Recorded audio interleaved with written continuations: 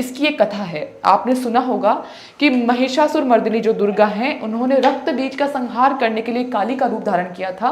रक्त बीज को ऐसा वरदान प्राप्त था कि अगर उसकी एक बूंद भी धरती पर गिरी तो उस बूंद से एक नया रक्त बीज जन्म लेगा। तो अब उसे कोई उसका अंत नहीं कर पाया, क्योंकि रक्त अगर किसी की मृत्यु होगी, अगर किसी की हत्या की जाएगी, वध किया जाएगा, तो रक्त तो गिरेगा, तो रक्त गिरेगा तो नया रक्त बीज बनेगा। तो बहुत सारे रक्त बीज बन गए। तब सभी देवता गए काली के पास, दुर्गा माता के पास, कि माता आप कुछ करिए, आप हमें इस जो असुर है इससे बचाइए। तो दुर्गा माता ने काली का रूप धारण किया और उन्होंने क्या देखा, उन्होंने देखा कि ये खून गिर रहा है नीचे जमीन पर और रक्त गिर रहा है धरती पर और रक्त बीज नया प्रकट हो रहा है। तो वह एक कटोरा लेकर उस रक्त बीज का रक्त पीने लगी।